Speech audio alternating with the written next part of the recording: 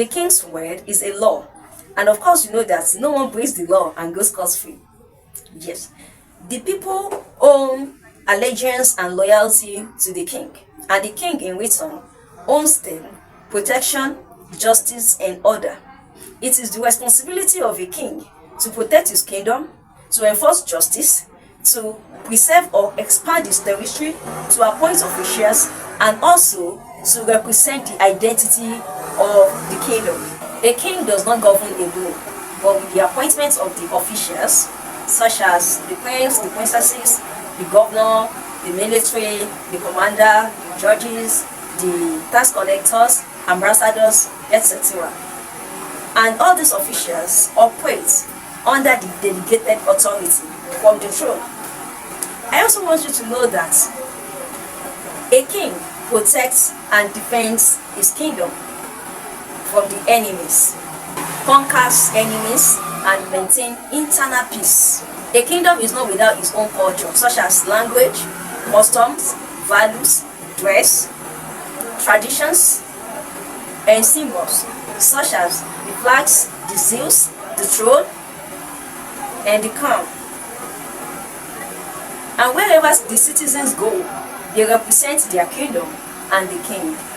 Of course, from here, you should know where I am heading to.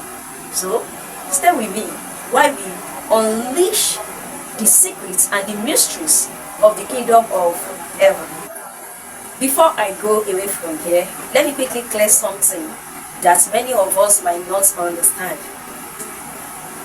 You see, when it comes to the subject of a king, just as I said earlier, that a king can as well be known or be called a monarch. Yes.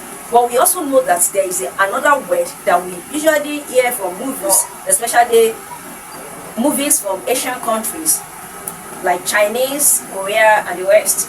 You know, we've been hearing something like imperial, empress, and so on and so forth.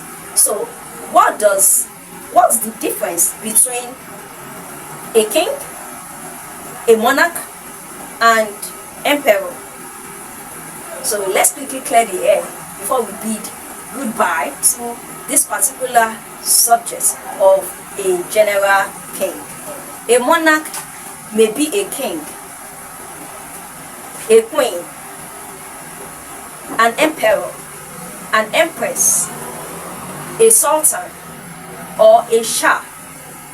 But note one thing: every king is a monarch, but not every monarch is a king. Get me clear. Every king is a monarch. Not every monarch is a king.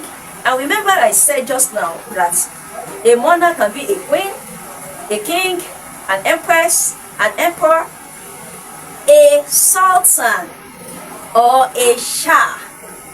I believe if you understand what is going on between Saudi Arabia and which particular country again?